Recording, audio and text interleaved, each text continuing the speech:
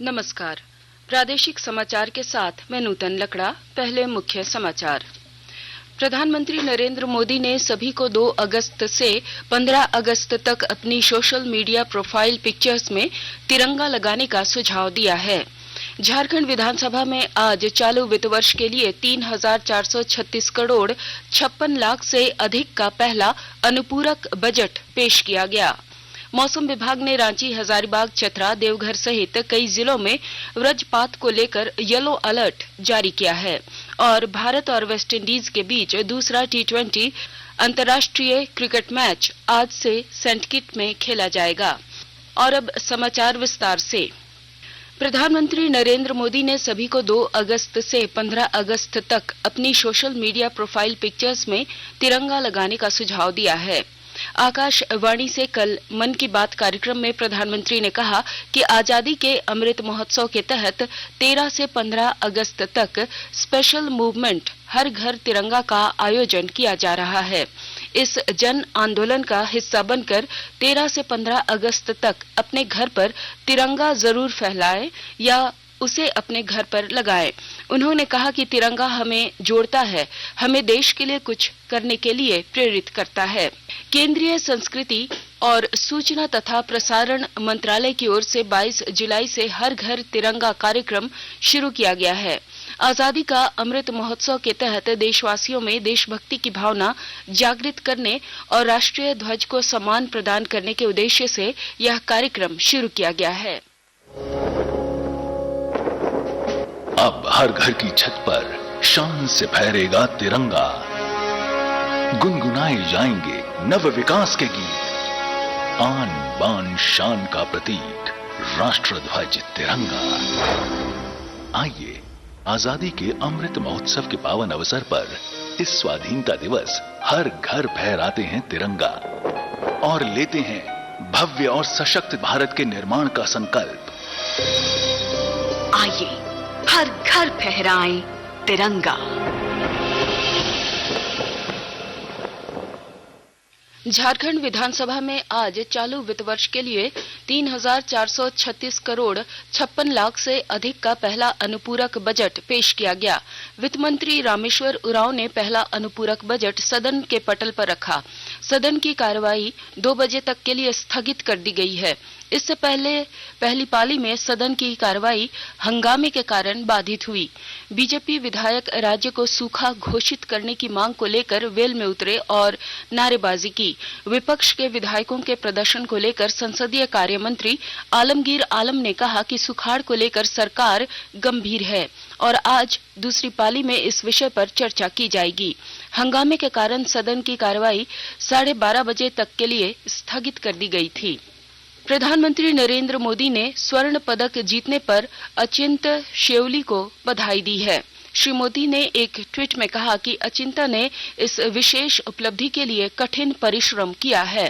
प्रधानमंत्री ने उन्हें भविष्य के लिए शुभकामनाएं दी। वहीं उपराष्ट्रपति एम वेंकैया नायडू ने भी अचिंता शेवली को बधाई दी है।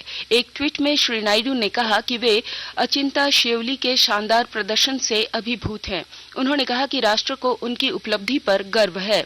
उपराष्ट्रपति ने अचिंता को भविष्य में और अधिक उपलब्धि के लिए शुभकामनाएं दी।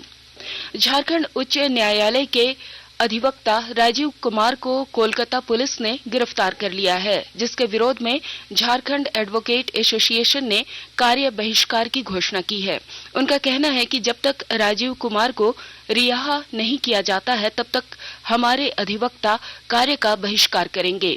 झारखंड हाईकोर्ट में हेवियस कॉर्पस फाइल किया गया है। कानूनी तरीके से हमारे एक अधिवक्ता सदस्य को जिस प्रकार से कोलकाता पुलिस ने गिरफ्तार किया है उसका हम लोग पुरजोर विरोध करते हैं और इसकी कड़ी शब्दों में निंदा करते हैं। इसी को लेकर आज एडवोकेट एसोसिएशन की आपातकाल बैठक हुई, जनरल बॉडी मीटिंग, और उसमें निर्णय लिया गया कि हम लोग तब तक सभी कोर्ट का कार्य बहिष्कार रखेंगे जब तक कि राजीव कुमार को हम लोगों के सामने सशरीर हाजिर नहीं किया जाता है, तब तक ये विरोध जारी रहेगा। राज्य के शिक्षा मंत्री जगन्नाथ महतो की तबियत अचानक खराब हो गई है, जिसके बाद उन्हें रांची ध्रुव स्थित पारस अस्पताल में भर्ती कराया गया है। मुख्यमंत्री हेमंत सोरेन ने अस्पताल जाकर मंत्री का हाल जाना। बताया जा रहा है कि जगन्नाथ महतो की तबियत तब बिगड़ी जब वो विधानसभा के सदन में मौजूद थे। सदन में जाने से पहले मंत्री ने मीडिया से बात की थी। उन्होंने कहा था कि राज्य सरकार भी झारखंड में मानसून की स्थिति को लेकर काफी गंभीर है। उन्होंने कहा कि सरकार जल्द केंद्र सरकार से मदद मांगने को लेकर फैसला लेगी। आकाशवाणी के ताजा तरीन समाचारों के लिए आप हमारे वेबसाइट newsonair.com पर लॉग ऑन कर सकते हैं। ताजा समाचार Twitter handle @AIR news alerts और Facebook page All India Radio news पर भी उपलब्ध है। आप प्रादेशिक समाचार एकांश के Twitter handle @AIR news _Ranchi और फेसबुक, इंस्टाग्राम पेज तथा YouTube channel AIR news Ranchi पर भी हमारे बुलेटिन सुन सकते हैं।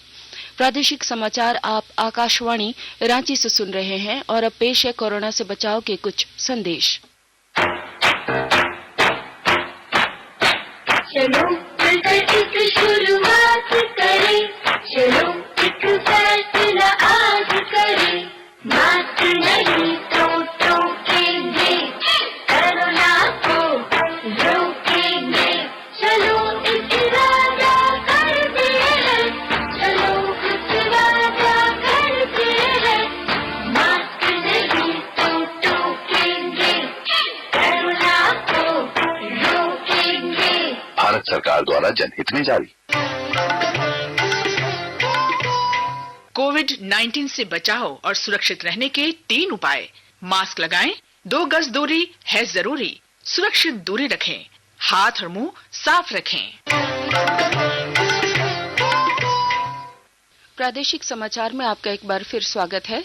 राज्य के पूर्व मुख्यमंत्री और भाजपा के राष्ट्रीय उपाध्यक्ष रघुवर दास ने कहा है कि प्रधानमंत्री नरेंद्र मोदी के आह्वान पर 13 अगस्त से लेकर 15 अगस्त तक सभी लोग हर घर में तिरंगा फहराएंगे।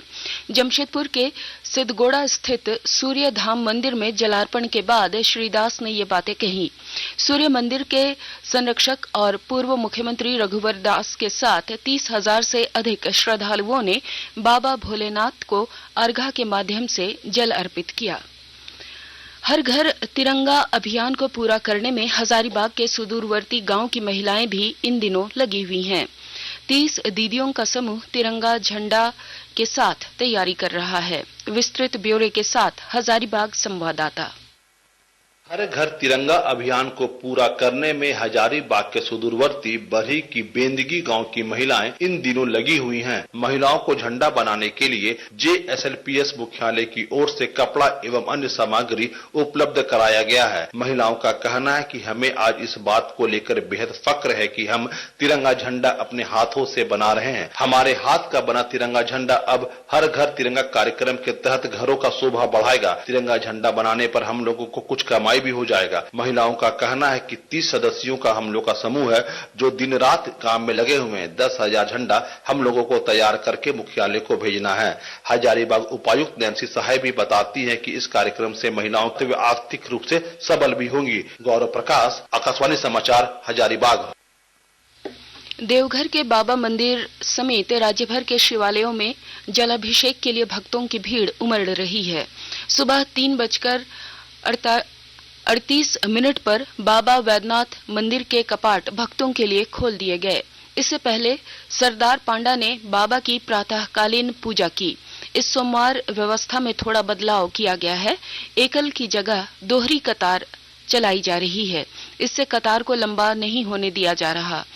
रात से ही कोशिश हो रही है कि कतार नंदन पहाड़ रिंग रोड तक ही रखी जाए। इससे कांवरिया कम थक रहे हैं और प्रयास इस बार है कि भक्तों को दौड़ाया नहीं जा रहा है, वह आराम से चल रहे हैं।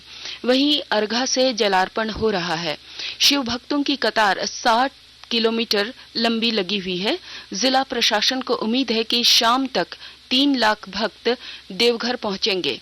जलार्पण में सहूलियत हो, इसके लिए मंदिर प्रांगण में एक बाह्य अर्घा भी लगाया गया है।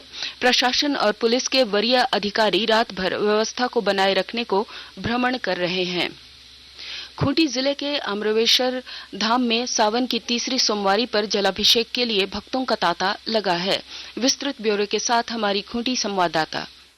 पवित्र श्रावण माह की तीसरी सोमवारी के दिन बाबा आमरेश्वर धाम में सुबह से ही कांवरियों की भारी भीड़ रही। शिव भक्तों की टोली मुख्य मंदिर में विधि विधान के साथ भोलेनाथ की पूजा अर्चना व जलाभिषेक कर अपनी मनोकामना पूर्ण होने की मन्नतें मांगी। बनई नदी में भक्तों के लिए पर्याप्त मात्रा में बिजली एवं बैठने के लिए पंडाल की व्यवस्था की गई है। साथ ही यहाँ 20 से अधिक स्वयं सेवकों की प्रतिनियुक्ति की गई है। इसके अलावा भक्तों की सेवा के लिए कमेटी पदाधिकारी, एनसीसी के छात्र एवं जिला पुलिस धाम परिसर में मुस्तैदी के साथ ड्यूटी करते दिखे। जगह जगह सुरक्षा के मद्देनजर मजिस्ट्रेटों की तैनाती की गई है। आमरेश्वर धाम के पूरे परिसर में पूजन सामग्रियों और अन्य घरेलू उपयोगी सामग्रियों की दुकानें भी सज गई हैं। ज्योत्सना शीला, आकाशवाणी समाचार, खूंटी।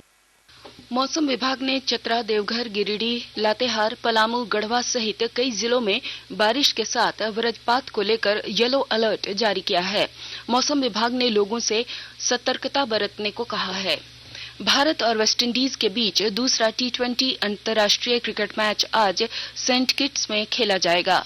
मैच भारतीय समयानुसार रात 8 बजे से शुरू होगा।